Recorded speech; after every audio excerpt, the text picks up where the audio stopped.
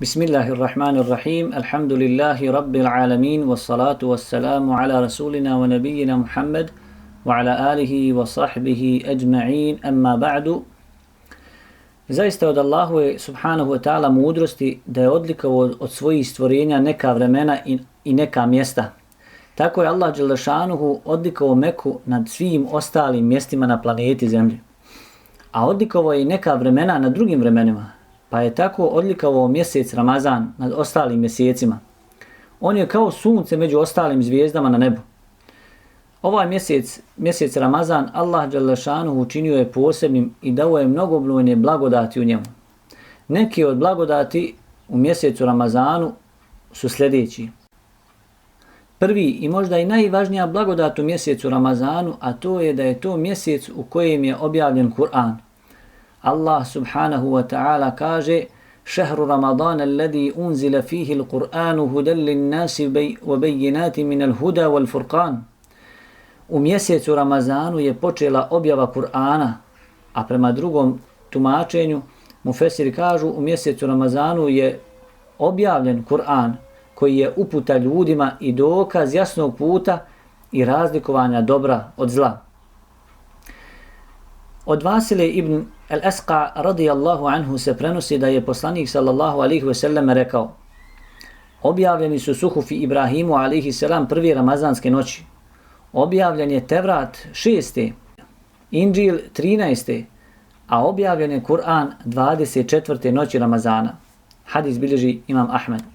Stoga lijepo bi bilo što više vremena provesti učeći Kur'an, posebno na arapskom jeziku, kako bi čovjek dobio što veću nagradu i veći sevap, ali nakon toga pročitati ono što je već proučeno na arapskom jeziku i na našem, na bosanskom jeziku, kako bi čovjek spoznao šta mu je to gospodar subhanahu wa ta'ala poručio u Kur'anu, šta mu naređuje, šta mu zabranjuje, šta mu preporučuje da uradi, kako mu se obraća i tako dalje.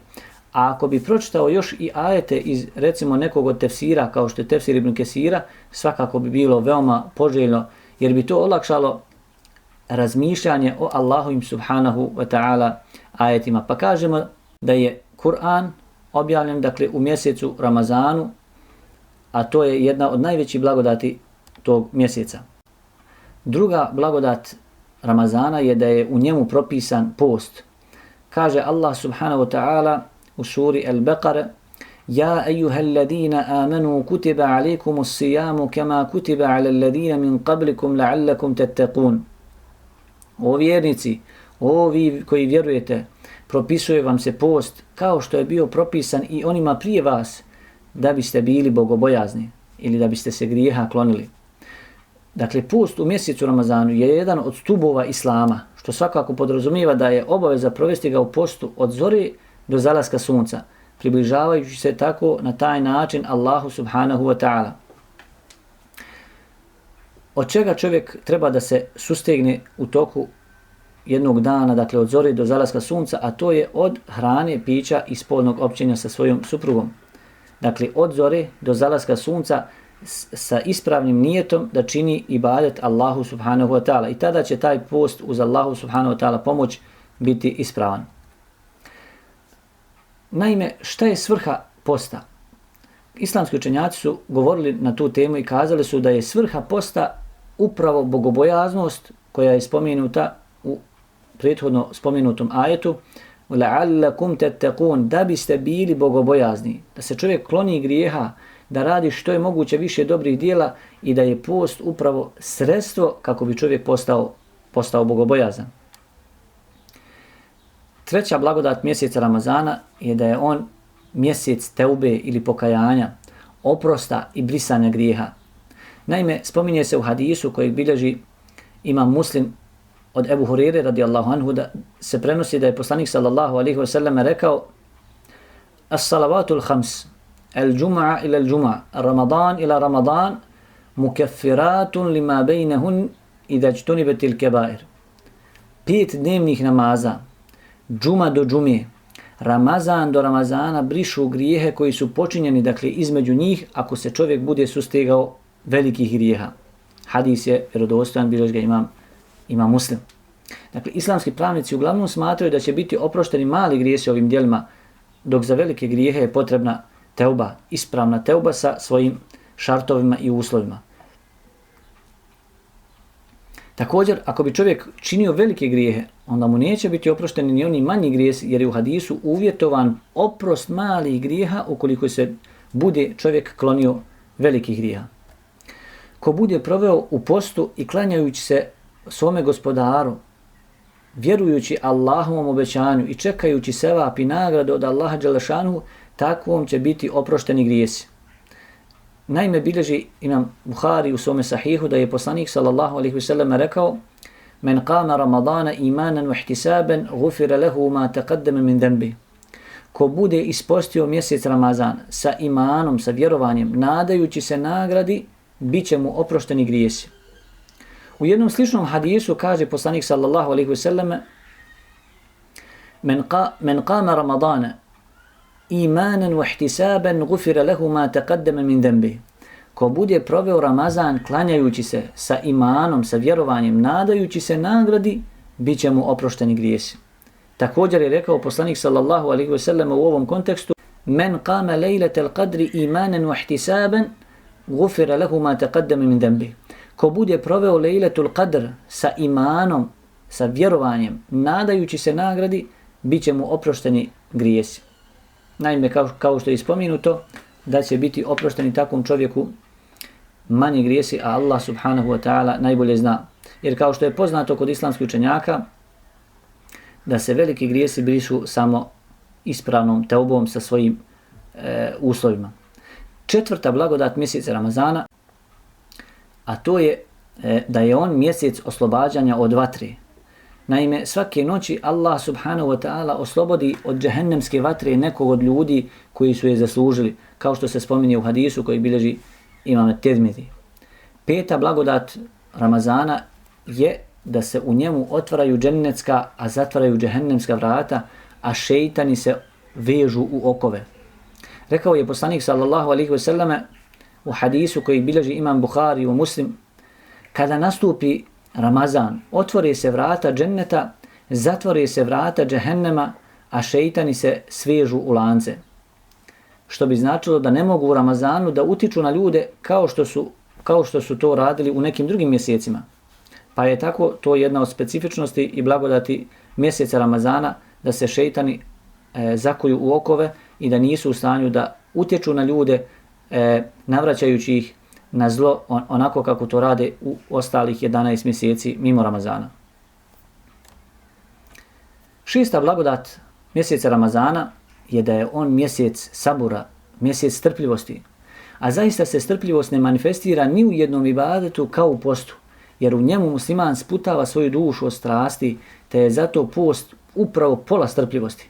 A nagrada za strpljivost je džennet, baš kao što spominje Allah subhanahu wa ta'ala u suri Az-Zumar: "Innama yuwaffa as-sabiruna ajrahum bighayri hisab." Za samo oni koji budu strpljivi bit će bez računa nagrađeni. Sedma blagodat mjeseca Ramazana je da je on mjesec dove.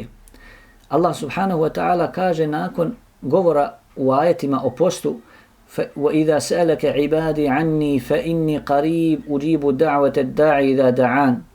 A kada te robovi moji za mene upitaju, ja sam sigurno blizu, odazivam se molbi molitelja kada me zamoli.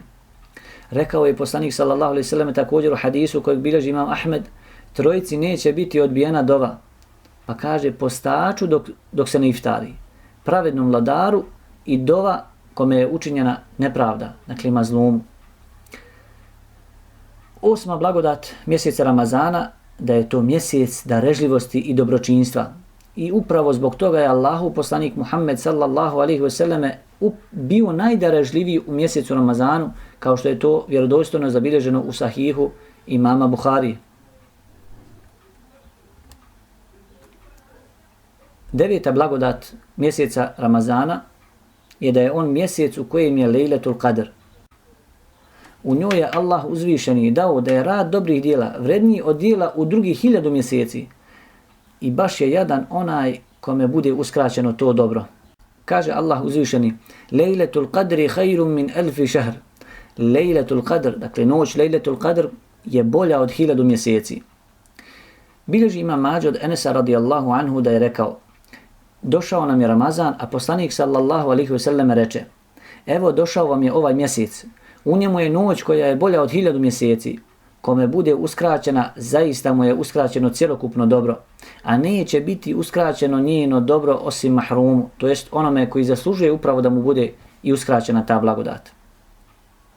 Stoga se čovjek treba potruditi da što više vremena provede u posljednjih 10 noća mjeseca Ramazana kako bi pokušao da nađe uz Allahu subhanahu wa ta'ala pomoć noć Kadr, koja je zaista, kao što Allah subhanahu wa ta'ala i veli, bolja od 1000 mjeseci. Dakle, ibadet u njoj je bolji od ibadeta u 1000 drugih mjeseci u kojima se ne nalazi Lejletul Qadr.